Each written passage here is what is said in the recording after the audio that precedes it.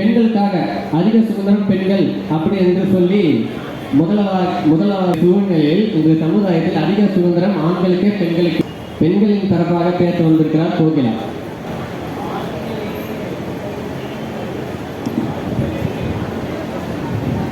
என் முத்தமிழ் தாய்க்கு முதற்கண் வணக்கங்கள். நான் இப்போது பேச வந்துள்ள தலைப்பு, இன்றைய சமுதாயத்தில் அதிக சுதந்திரம் இருப்பது ஆண்களுக்கே என்று பேச வந்துள்ளேன். நடுவர்களே, இன்று ஆண்களுக்கு தான் அதிக சுதந்திரம் இருக்கு, பெண்களுக்கு சுதந்திரமே கிடையாது. ஏன்னா குடும்பத்துல கூட பெண்களுக்கு சுதந்திரமா இருக்க கூட முடியாது. ஏன்னா என் குடும்பத்திலே சொல்றேன் நானு, எங்க அப்பா காலையில எழுந்து பொட்ட புள்ள 5 மணிக்கு எழுந்து காலையில வாசல் பெருக்கி கோலம் போடணும். ஆனா என் தம்பி ராஜா வீட்டு கண்ணுக்குட்டி காலையில எழுதுற டைம் 8 மணி. அவர் எழுந்து பாரு, போவாரு, வெளியே சுத்துவாரு, கரெக்டா சாப்பாடு நேரத்துக்கு கரெக்டா வந்துருவாரு. ஆனா நாங்க அப்படி கிடையாது. வீட்டுல எல்லா வேலையும் செஞ்சுட்டு அடக்க பறக்க காலேஜ் ரெடி ஆயிட்டு காலேஜ் பஸ் வருமான்னு சொல்லிட்டு வெயிட் பண்ணிட்டு குடுகுடுன்னு வந்து காலேஜ் வந்து சேர்றோம். இதுல வேலை செய்யலன்னு சொல்லிட்டு எங்க கேள்வி வேற கேட்கிறாங்க. அது மட்டும் இல்ல, எங்க பாட்டி சொல்லும், அவர் என் பேர புள்ள ராஜா சிங்கக்குட்டி. அதான் நான் சொல்றேன், சிங்கக்குட்டி இருந்தா ஜூல போய் வளங்க, ஏன் காட்டுல குத்தா வளங்க, எதுக்கு இங்க வளர்க்குறீங்க? விட்டுட்டாங்களம்மா, அதனால தான் வீட்டில் வளர்க்குறாங்க.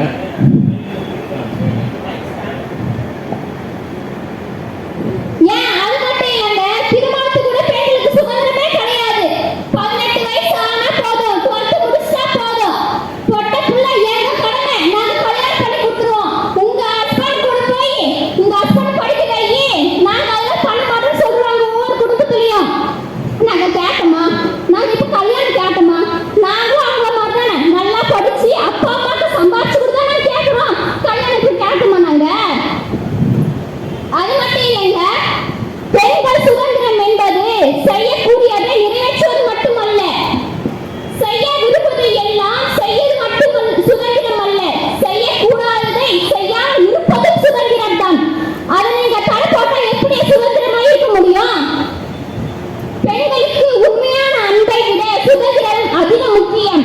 அது மட்டும் இல்லாம, நீ யாரை எவ்வளவு நேசித்தாலும் அவர்கள் சுதந்திரத்தில் தலையிடும் போது நிச்சயம் உங்களிடம் விலகத்தான் நினைப்பார்களே தவிர சுதந்திரத்தை ஒருபோதும் பறித்தாலும் கூட இருக்கவே மாட்டாங்க. அதான் சொல்றது, பெண்களுக்கு சுதந்திரம் மட்டும்தான் இங்கு தேவை. வெளி சுதந்திரம், பெண்களுக்கு வெளி சுதந்திரம் இல்லவே இல்லை. காலையில சொல்லிட்டு போனா டைம் கரெக்டா 6 மணி 7 மணி எங்க அம்மா போன் அடிப்பாங்க, எங்கடி இருக்க, வீட்டுக்கு வந்துட்டியா, காலேஜ் முடிஞ்சா சீக்கிரமா வீட்டுக்கு வரணும், எதுக்கு இப்ப வெளியில சுத்திங்கிற? எங்கன்னா ஒரு பேங்க்குக்கு போனா கூட 10 முறை போன் அடிப்பாங்க, எங்க இருக்க, வீட்டுக்கு போயிட்டியா? ஏன் நாங்களாம் வீட்டுக்கு வர தெரியாதா எங்களுக்கு? ஆனா என் தம்பி அப்படி கிடையாது. காலையில போவான் 8 மணிக்கு, நைட்டு 9 மணிக்கு வருவான். அவனுக்கு மட்டும் ஏன் கேட்க மாட்டேங்கிறீங்க? ஏன் ஆண்களுக்கு மட்டும் நிறைய சுதந்திரம் கொடுக்குறீங்க? பெண்கள் ஆண்கள் சமம் தானே? அவன் அப்பப்போ சொல்லிடுறாம்மா ஃபோன் பண்ணி அம்மா கிட்ட, நீங்க சொல்றது இல்லை, அவ்வளோதான் வித்தியாசம். அவன் சொல்லிடுறாம்மா, இந்த இடத்துல இருக்கிறேன், யாரும் சொல்றாங்க, அவங்க போன் கிடையாது, வீட்டு வந்தாலும் சொல்ல முடியும். எல்லாத்தையும் புடிச்சிட்டு வருவான். எங்க போறேன்னா, உனக்கு என்ன வந்துச்சு, நான் எங்கன்னா போறேன். ஏன்னா அவங்க தெரிஞ்சு எடுத்துக்கிறீங்க. நான் கேட்கறது, எங்களை மட்டும்தான் பொத்தி பொத்தி வளர்க்குறாங்க. எப்படி பொத்தி பொத்தி வளர்த்து புள்ள மேகலை, அது மாதிரி பொண்களை பொத்தி பொத்தி வளர்க்கறன்னு சொல்லி சுதந்திரமே இல்லாம இருக்கிறீங்க. எனவே ஆண்களுக்கு மட்டும்தான் இந்த சுதந்திரம் என்று கூறி விடைபெறுகிறேன். நன்றி, வணக்கம். ஆண்கள் மேல ஆண்களுக்கு அதிக சுதந்திரம் என்று ரொம்ப சிக்கலான விஷயம் தான், யோசிக்கணும். இப்போ பெண்களுக்கு சுதந்திரத்தை பற்றி பேச வர்றாரு நம்ம விஜய் அவர்கள். திருவிழாவிற்கு வருகை தந்துள்ள உங்கள் அனைவருக்கும் என் அன்பு கலந்த வணக்கத்தை வாரி வழங்குகிறேன். ஆண்கள் மாநாட்டை கொஞ்சம் காப்பாற்றுப்பா கொஞ்சம். வணக்கம்ங்க. வந்து பேசிட்டு போனாங்க கோகிலா அம்மா அவர்களே, சுதந்திரம் சுதந்திரம் சொல்றாங்களே, என்னங்க சுதந்திரம்? வெறும் சுத்தத்தை மட்டும்தான் எங்களுக்கு சுதந்திரம்னா வேற என்ன கொடுத்தாங்க? சுத்தத்தை மட்டும்தான் சுத்தம் சொல்றாங்க. காலையில காலேஜுக்கு பஸ்ஸுக்கு டைம் ஆயிடுச்சுன்னு கிளம்பி வந்து பஸ்ஸில் ஏறுறேன், ஒரு அம்மா இடிச்சு கட்டி பஸ்ஸில் ஏறுறாங்க. ஏன் பஸ்ல ஏறிட்டு இருக்கேன் இருங்கம்மானா லேடிஸ் பஸ் தான். எதனால லேடிஸ் பஸ்? பஸ்ல ஏறது கூட லேடிஸ் பஸ். பஸ்ல ஏறி நிக்கிறேன், ஒரு சீட்டு கூட இல்லைங்க, நின்று தான் வந்துட்டு இருக்கேன். ஏறி பார்த்தா பஸ் ஃபுல்லா லேடிஸ். எங்கேயோ ஒரு மூலையில தொங்கி நின்றுட்டோம் நாங்கள் 2 பேர் ஆண்கள். இது எல்லாமே லேடிஸ் பஸ். நீங்க தான் புதுசா உக்காந்துருக்கீங்க. பெண்களுக்கு விடுதலை சுதந்திரமே வாங்கி கொடுத்து எல்லாமே ஆண்கள் தாங்க. எங்க பார்த்தாலும் பெண்கள். ஏன் இங்க உட்காந்து இருக்க ஸ்டேஜில் பாருங்க, ஏதோ ஒரு இடத்துல ஆண்கள் உட்காந்து இருப்பாங்க. ஆக்குப்பை பண்ணிட்டு ஃபுல்லாமே பெண்கள் தானேங்க. இவ்வளவு தூரம் வந்து உட்காந்து உங்களுக்கு சுதந்திரம் கிடைச்சிருக்குன்னா நாங்களும் கம்மியா உட்காந்துருக்கோங்க. பாரதியார் சொல்லிட்டாரு, வீட்டுக்குள்ளே பெண்ணை பூட்டி வைப்போம் என்று விந்தையை மனிதன் தலைக்க வேண்டாம், பட்டங்கள் ஆள்வதும் சட்டங்கள் செய்வதும் பாறையில் பெண்கள் கடத்த வந்தோம் என்று. அந்த காலத்துல பெண்களுக்கு விடுதலை வேண்டும் என்று போராடியவர் ஆண்கள்ங்க. பெண்களுக்கு விடுதலை வேண்டும் என்று போராடியவர் ஆண்கள் தானுங்க. நாட்டுக்கு விடுதலை வாங்கி கொடுத்ததும் ஆண்கள், நாட்டு பெண்களுக்கு விடுதலை வாங்கி கொடுத்ததும் ஆண்கள். ஆண்களுக்காக ஆண்கள் யாருங்க வாங்கி கொடுத்தது சுதந்திரத்தை? நாங்களே கேட்டாலும் தரதில்லை. கேட்டால் சுதந்திரம் மட்டுமே சுதந்திரம் சொல்லிட்டு உட்காந்துருக்காங்க அந்த கோகிலா அவர்கள். ஏமா சும்மா அவன் சுத்தரம் பாவம் ஆண்கள். அவன் எவ்வளோ வீட்டுக்காக கஷ்டப்பட்டு சுத்தறான். என்ன பண்ணி அந்த காலத்துல அப்படின்னு பார்த்தா, இந்த காலத்துல பெண்களுக்கு பேருந்து இலவசம், ஆரம்ப கல்வி படிச்ச ஊக்கத்தொகை இலவசம், 12th முடிச்சா காலேஜுக்கு இலவசம், கல்லூரி வந்தா ஊக்கத்தொகை, எல்லாமே இலவசங்க. எங்களுக்கு என்ன இலவசமா தரீங்க? காலேஜுக்கு வந்தா கண்டிப்பாங்கன்னு பாக்குறோம், டிக்கெட் எத்தமா இல்லையான்னு. 10 ரூபான்றாங்க. நாங்க என்னங்க பண்றது? அவங்கள மட்டும் இலவசமா கொடுத்துறாங்க, நாங்க மட்டும் பஸ்ல காசு எடுத்து போனோமா? காசு எடுத்து போறோம், ஓகேங்க, எல்லாமே இலவசமா கொடுத்துட்றாங்க. அப்படியே படிச்சு முடிச்சுட்டு அவங்க கூடயே நாங்களும் படிக்கிறோம். காலேஜ் முடித்தோம், ஸ்கூல் முடித்தோம், அடுத்து 3 வருஷம் வேலைக்கு போகிறாங்க. அவங்க வீட்டில் 3 வருஷம் வேலைக்கு போயிட்டா என்ன மாதம் 10,000 ரூபாய் சம்பாதிப்பாங்க. 3 வருஷம் 3 லட்சம் சம்பாதிச்சிருவாங்க. கல்யாண வயசு வந்துச்சு, எல்லாம் அசிச்சுன்னு கல்யாணம் பண்ணிக்கலான்னு இருப்பாங்க. நாங்களும் கல்யாணத்துக்கு போனால் அவங்க 3 வருஷத்தில் 10,000, மாதம் 3 லட்சம் சம்பாதிச்சாங்க. இதே எங்களை மாப்பிள்ளை பார்க்க வராங்க, மாப்பிள்ளைக்கு சொந்த வீடு இருக்கணுமா, சொந்த கார் இருக்கணுமா, எல்லாமே சொந்தமாக இருக்கணுமா, அதுக்கும் மேலே மாதம் 1 லட்சத்தில் அரசு வேலை இருக்கணுமா. என்னங்க இது? அவங்க 3 வருஷமா மொத்தமாக 3 லட்சம் சம்பாதிப்பாங்களா? நாங்கள் 1 மாதத்துல 1 லட்சம் அரசு வேலை வேணுமா? எங்கெங்க போகிறது நாங்கள் அரசு வேலைக்கு? அரசு வேலைக்குலாம் சீட் இல்லாமல் படிச்சுட்டெல்லாம் இருக்காங்க. அதுவும் இல்லாமல் இன்ஜினியரிங் படிச்சுட்டு எல்லாரும் சுற்றிட்டு இருக்காங்க பசங்க எல்லாரும். இதே ஒரு பொண்ணுல காட்ட சொல்லுங்க சுற்றிட்டு இருக்கேன்னு சொல்லிட்டு ஆண்கள் படிக்கிறாங்க. அவங்கள மாதிரியே படித்து காலேஜ் விட்டு டிகிரி வாங்கி ஒரு கம்பெனி ஏறி போயிட்டு மேனேஜர் டாக்குமெண்ட்லாம் கொடுத்து வேலைக்கு வரலாமான்னு கேட்டால் பார்ப்பாரு. இதுலேருந்து மேலே வரல பார்த்துட்டு இல்லைப்பா நாளைக்கு வாப்பான்னு சொல்லுவார்.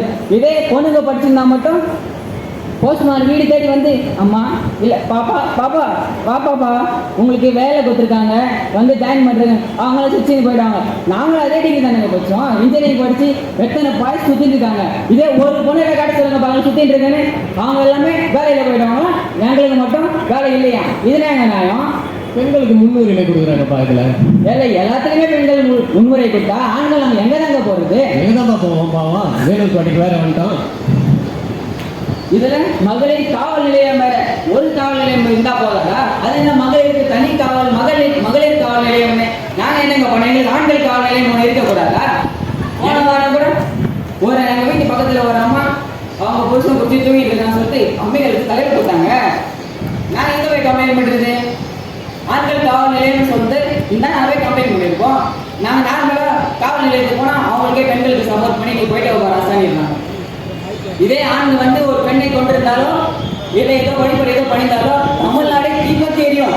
இது வந்துச்சு அந்த ஊர்ல இந்த இடத்துல இந்த தெருவில் இது நடந்துச்சு, அதை காட்டி வெள்ளாட்டை ஃபுல்லாக வெளியே தெரிய வச்சிருவாங்க. வெளியே சுத்துறது மட்டுமே சுதந்திரம் என்று சொல்லிட்டு வந்தாங்க. கோகிலா அவருக்கு சொல்கிறேன், அனைத்திலும் சுதந்திரத்தோடு நீங்களும் இருக்கிறீர்கள், நாங்களும் இருக்கிறோம் என்று கூறி விடைபெறுகிறேன். நன்றி, வணக்கம். விஜய் என்ன சொல்றாருன்னா, பெண்களுக்கு சுதந்திரம் இல்லைன்னு சொல்றீங்களே, பெண்களுக்கு சுதந்திரம் வாங்கிக்கிறது ஆண்கள் தான் அப்படின்னு சொல்றாரு. ஆண்கள் தான் நிறைய விஷயத்துல வந்து பெண்களுக்கு விட்டு கொடுத்துருக்காங்கன்னு சொல்றாங்க. இப்படிலாம் ஒரு பக்கம் விஜய் அவரு கடுமையா விமர்சிக்கிறாரு. அதாவது கோகிலா விட விஜய் வந்து இப்போ ஒரு படி அதிகமா இருக்கிறாரு தான் சொல்லணும். இப்போ பத்மபிரியா வராங்க பேசுறதுக்கு. இப்போ அவங்க என்ன பேச போறாங்கன்னு தெரியல, பாவம். என்னை தத்தெடுத்த தாய், என்னை பெற்றெடுத்த தாய்க்கும் தத்தெடுத்த தமிழுக்கும் என் முதற்கண் வணக்கத்தை தெரிவித்துக் கொண்டு, நடுவர்களே நீங்களும் அதனாலதான் சப்போர்ட் பண்றீங்க.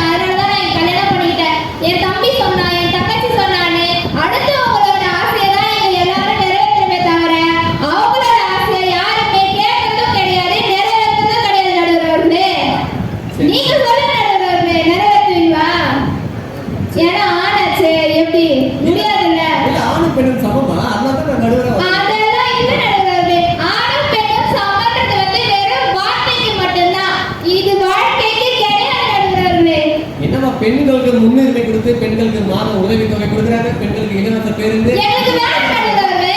இலவச பேருந்து சொல்லிட்டு நீங்க வந்து பஸ் ஸ்டாப்ல நிறுத்தாம அங்க போய் நிறுத்துவீங்களா? நாங்க ஓடி போய் ஏறணுமா? என்ன நடுவர்களே, நாங்க கேட்டோமா? நீங்க 10 ரூபாய் கொடுக்கறதா நாங்க 10 ரூபாய் கொடுக்க மாட்டோம்னு சொல்லிட்டோம். பஸ்ல இருக்கிறவங்க எல்லாருமே பெண்கள் தானம்மா. நடுவர்களே, இத்தனை காலமா நாங்க பேருந்துல ஏறும்போது நான் ஃப்ரீயா வந்துட்டோம். இப்பதான் ஏதோ கொஞ்ச நாளா வரும். அதுவே உங்களுக்கு பொறுக்கல. எப்படி நீங்க எங்களுக்கு சுதந்திரத்தை கொடுப்பீங்க? ஆண்களுக்கு அது ஃப்ரீ இலவசம் கொடுத்தா நல்லா இருக்குமே நான் ஒரு பக்கம் அரசாங்கம். அது உங்களுடைய பரிசீலனை நீங்க பண்ணிக்கிற அரசாங்கத்துக்கு. ஏன்னா நாங்க ஃப்ரீ பஸ் கேட்கலங்க. நீங்களும் எங்களை மாதிரி தான் ஸ்கூல்ல இருந்தே படிக்கிறீங்க. நாங்க வாங்குற மாதிரி ஸ்காலர்ஷிப்பும் வாங்குறீங்க. ஏன் 12th முடிக்கும் போது சைக்கிள் இருந்து எல்லாமே தான் வாங்குறீங்க. கொஞ்சம் பொண்ணு நல்லா படிச்சு ஒரு நல்ல வேலைக்கு போயிட்டா போதும். ஐயோ திமிரு புடிச்ச பொண்ணு அது. நல்லா ரூல்ஸ் கொஞ்சம் தெரிஞ்சிச்சு நல்லா படிச்சிச்சுன்னா போதும். படிச்சு திமிரு இருக்கு. கொஞ்சம் நல்லா லா பாயிண்ட்ல பேசிட்டு எப்படி லா பாயிண்ட்ல நிறுத்தாதீங்க. சட்னி கொஞ்சம் அரைச்சிருங்க. சட்னியோட நிற்க வேணாம், காஃபி வரணும். இது எல்லாத்தையும் செஞ்சு முடிச்சா சரி. நைட்டுக்கு என்ன டிஃபன்? மாவை பிணைஞ்சு வச்சீங்களா? சப்பாத்தி ரெடி பண்ணுங்க. சப்பாத்திக்கு பன்னீர் பட்டர் மசாலா ரெடி பண்ணுங்க. இது எல்லாத்தையும் முடிச்சுட்டு போனா கொஞ்சம் இன்னைக்குலாம் கொஞ்சம் ரொம்ப பெயினா இருக்கு, கால் வலி, கொஞ்சம் கால் பிடிச்சு விடுறீங்களா? ஆண்கள் எல்லாம் உங்களுக்கு அவ்வளவு இலக்காரமா? இப்படியெல்லாம் இன்றைய சமூகம் இந்த சமூகத்தில் இருக்கின்றது. பெண்கள் வேலை செய்த காலம் எல்லாம் வேறு. ஆனால் இன்றைக்கு ஆண்கள் வேலை செய்கிறார்கள் என்பது நிதர்சனமான உண்மை. அதை நீங்க மனசுல வச்சுக்கணும். இவங்க மனசுக்கு வரதெல்லாம் பேசிட்டா அது பெண் சுதந்திரம்னு பேசிடுவாங்களா? என்ன நடுவர் அவர்களே, இல்ல நடுவரை வேற கலாய்க்கிறாங்க அவங்க. பாத்துக்கங்க, இத்தனை ஆண்கள் இருந்தோம். எங்களுக்கு முன்னாடி விஜய் பேசினாரு, பெண்கள் எதனா கலாய்ச்சாங்களா? கலாய்ச்சிட முடியுமா? உடனே ஒரு கேஸ் கொடுத்துருவீங்கல்ல. ஆனா நீங்க மட்டும் எங்களை கலாய்க்கலாம், எங்களை உருவகேலி பண்ணலாம், எங்களை சித்திரவதை செய்யலாம், மென்டல் டார்ச்சர் கொடுக்கலாம், மன ரீதியாகவும் உடல் ரீதியாகவும் புற ரீதியாகவும் என்ன டார்ச்சர் கொடுத்தாலும் எந்த போக்கோ சட்டமும் எங்களை கேட்காது, எந்த ஒரு சட்டமும் எங்களுக்கு கிடையாது என்பது உண்மை. என்ன நடக்குது? அநியாயமா இல்லையா இதெல்லாம்? என்ன போன்ற அப்பாவி அவர்கள் எல்லாம் எங்க செல்வது? நாங்கள் எல்லாம் என்ன பண்ணுவது இந்த சமூகத்தில்? இதுக்கு மேலே என்ன பார்த்து வேலை போட்டேன்.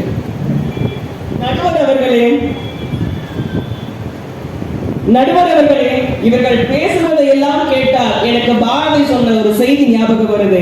நெஞ்சில் புறம் இன்றி வஞ்சனை திறமும் இன்றி பேசுவார் அடிக்கிலேயே அவர் வாய் சொல்லி வீரரடிக்கிலேயே அப்படின்னு சொல்ற அளவுக்கு அவங்க பேசிட்டு போயிருக்காங்க.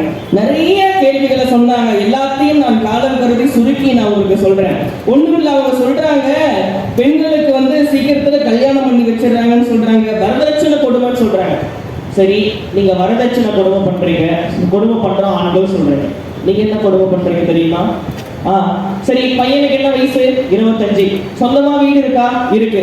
கல்யாணம் ஆன உடனே தனி கொடுக்கணும் போயிடணும். சரி, கார் இருக்கணும், வண்டி இருக்கணும், 1 லட்சம் ரூபாய் சம்பாதிக்கணும், கவர்மெண்ட் வேலையா இருக்கணும், பர்மனண்டா இருக்கணும், பையன் ஸ்டைலா இருக்கணும், அழகா இருக்கணும், இதெல்லாம் சொல்றீங்களா? இதுக்கு பேர் என்ன? பையன் சிவப்பா இருக்கிறவா பாருங்க நடுவர்களே, இதெல்லாம் எனக்கு தெரியல. இல்ல சிவப்பா இருக்கிற பையனுக்கு கொஞ்சம் கம்மியா இருக்கலாம், சிவப்பு கருப்பா இருந்தா கூட கவர்மெண்ட் வேலையில தான் எடுத்துருவாங்க. இப்ப இதுக்கு பேர் என்ன? நாம கம்ப்ளைண்ட் பண்ண முடியுமா? ஒரு போலீஸ் ஸ்டேஷன்ல போயிட்டு எங்களுக்கு இந்த மாதிரி கேட்கறாங்கன்னு சொல்லிட்டு சமூகத்தில் எல்லாருக்கும் சமமான நீதி கிடைக்க வேண்டும். அதெல்லாம் நாங்க கேட்க கூட விரும்பல. ஆனா உங்களுக்கு சுதந்திரம் இல்லைன்னு நீங்க பேசுறீங்களே, எப்படி நியாயமா? அரசாங்கம் உங்களுக்கு மாதமான குடும்ப தலைவனுக்கு 1000 ரூபாய் இல்ல, குடும்ப தலைவிக்கு 1000 ரூபாய். ஆண்களுக்கு இலவச பேருந்து இல்ல, மாறாக யாருக்கு பேருந்து இலவசமாக வழங்கப்படுகிறது? உங்களுக்கு தான் வழங்கப்படுகிறது. எல்லாத்தையும் நீங்க பேசிக்கிட்டே போறீங்க இன்றைய சமூகம். ஆனா என்னுடைய கருத்து என்னன்னா, நீங்கள் பேசியதெல்லாம் உண்மைதான். ஆனால் அந்த காலம் முடிந்து போய் பல ஆண்டுகள் ஆகிவிட்டது. இன்றைக்கு பாரதி கண்ட புதுமை பெண்கள் பல எழுகின்றனர். அவர்கள் வாழ்வில் சாதனைகள் படைக்கின்றனர். ஒவ்வொரு பெண்ணின் வாழ்க்கையின் சாதனைக்கு பின்பும் ஒரு ஆண் துணை நின்று தன் கடமையை ஆற்றுகின்றார். பல பேர் பெண்களுக்கு சுதந்திரம் கொடுக்கின்றார்கள். சுதந்திரம் என்பது என்றைக்கும் அது இன்னொரு தமிழகத்தில் நீங்கள் எதிர்பார்க்காதீர்கள். சுதந்திரம் என்பது உங்கள் கையில் தான் உள்ளது. நீங்கள் தான் சுதந்திரம். நீங்களாக இருக்க வேண்டும் எனில் நீங்கள் தான் முடிவெடுக்க வேண்டும். ஆக சுதந்திரம் என்பது என்றைக்கும் மற்றொரு கையில் இல்லை, அது உங்கள் கையில் தான் இருக்கிறது. அந்த சுதந்திரத்தை சரியாக நீங்கள் பயன்படுத்த வேண்டும். உங்கள் சுதந்திரம் உங்கள் கையில். இங்க நீங்கள் நீங்களாக இருக்க நீங்கள் முயன்றால்தான் செயல்படுமே தவிர அந்த சுதந்திரத்தை யாராலும் பறிக்க முடியாது. ஆக இன்றைய சமூகத்தில் அதிக சுதந்திரம் பெண்களுக்கே பெண்களுக்கே பெண்களுக்கே என்று தீர்ப்பை நிச்சயமாக வழங்க வேண்டும் என்று நடுவர்கிட்ட சொல்லிட்டு நல்லதொரு வாய்ப்புக்கு நன்றி பாராட்டி விடைபெறுகின்றேன். நன்றி. இப்போ என்ன சொல்றது எனக்கே தெரியல. இதுல வேற என்ன வேற சென்டர்ல வேற கலாய்க்கிறாங்க, வேற ஒரு நடுவர் பார்க்காம என்ன பண்றதுங்க. இதுக்கு மேல ஒரு ஆண் என்னதான் போய் முறையிடுவான்னு தெரியல. இப்போ இன்றைய தலைப்பு பார்த்தீங்கன்னா, இன்றைய தலைப்பு இந்த சமுதாயத்தில் அதிக சுதந்திரம் வந்து பெண்களே ஆண்களே. பெண்கள் சொல்றாங்க இல்ல ஆண்களுக்கு தான் அதிக சுதந்திரம் உண்டு, ஆண்கள் சொல்றாங்க பெண்களுக்கு தான் அதிக சுதந்திரம் உண்டு. அப்போ வேற பட்டிமன்றம் வைத்து பிரிச்சு வர சொன்னாங்க. இவங்களுக்கு இத்தனை சுதந்திரம் இருக்குது, நாங்களாம் அது வேற, நாங்கள் அந்த சுதந்திரத்தில் ஏற்றுக்கிறோமா அப்படின்னு. என்ன பண்றது, பெண்கள் ஒரு பக்கம் விமர்சிக்கிறாங்க, ஆண்கள் ஒரு பக்கம் விமர்சிக்கிறாங்க. இது ரெண்டும் பார்த்தா நடைமுறையில வந்து உண்மைதான். ஒருத்தர் மாற்றி ஒருத்தர் குறை சொன்னாலும் அது ரெண்டு பக்கமும் நியாயம் இருக்குது, யாரும் இல்லைன்னு சொல்லலை. இந்த காலகட்டத்தில் பெண்கள் வந்து அப்போ சொல்றாங்க அடுப்பு பெண்களுக்கு படிப்பதற்குன்னு அந்த காலத்தில் சொன்னாங்க. இப்போ பார்த்தா பெண்கள் எந்த பெண்களும் அடுப்பும் ஓதுறது இல்லை, அதுக்கும் பற்ற வைக்கிறது எல்லாம் கேஸ், சிலிண்டர் கேஸ் வேலை வச்சு பண்றாங்க. இதுலேயே தெரியா பெண்களுடைய வளர்ச்சி எவ்வளோ மேலே இருக்கிறது. அதுக்கப்புறம் பெண்கள் கஷ்டப்படக்கூடாது எவ்வளோ தமிழ்நாடு அரசு வந்து எவ்வளோ முன்னேற்றம் திட்டங்கள் எல்லாம் அறிவிச்சுக்கிறாங்க. ஆண்களுக்கு என்ன இருக்குதா? எதுவும் கிடையாது. ஏன்னா ஆண்கள் வந்து வலிமையானவர்கள், அவங்களே பார்த்து கொள்வாங்க. ஆனால் பெண்கள் அப்படி கிடையாது. இந்த சமுதாயத்திலையும் பிரச்சனைகளை சந்திக்கணும், வீட்டிலையும் பிரச்சனைகளை சந்திக்கணும், மற்றவங்க ஏற்ற மாதிரி நடத்துக்கணும், மற்றவங்க நம்ம சரியாக பார்க்கணும். நம்ம நாட்டில் சரியாக இருந்தாலே ஒரு மாதிரியாக தான் பார்ப்பாங்க. நம்ம நாட்டில் அந்த மாதிரி இருக்கிறோம் பட்சத்தில் பெண்கள் வந்து அவங்க ஒரு லிமிட்டாக தான் இருக்கணும். ஆண்களும் ஒரு லிமிட்டாக தான் இருக்கிறாங்க, இருந்தாலும் அவங்க வீட்டுக்காக பாடுபடுறாங்க, பெண்கள் அவங்களே பாடுபடுறாங்க. அதுதான் இதில் உண்மை. இப்போ என்ன நான் தீர்ப்பு சொல்றேன்னா, எனக்கே ஒன்றும் புரியல. கிஷோர் வந்து என்ன பேசினாருன்னா, ஹஸ்பண்ட் எவ்வளோ கஷ்டப்படுறாருன்னு அர்த்தம் சொன்னாங்க. பத்மபுரி என்ன பண்ணாங்கன்னா, எங்களுக்கு ரூல்ஸ் போடாதீங்க, எங்களை நாங்களே பார்த்துட்டு தெரியும் அப்படின்றாங்க. விஜய் என்ன பண்றாருன்னா, எங்க பஸ்லேயே ஏற விட மாட்டேங்கிறாங்க அப்படின்றாங்க. கோபிகா என்ன சொல்றாங்கன்னா, பெண்களை தாங்க அதிகமாக வேலை வாங்குறாங்க அப்படின்னு சொல்றாங்க. யார் பக்கங்க நிற்கிறது? தலைமுறை துண்டு போட்டு தான் போனோம். இதுக்கு நான் தீர்ப்பு சொல்றதுக்கு என்ன பண்றது? இருந்தாலும் நடுவர் ஆகிட்டேன், என்ன வேற கலாய்ச்சிட்டாங்க. நான் ஒரு ஆண் வேற, இது வேற நான் சொல்லிதான் ஆகணும்.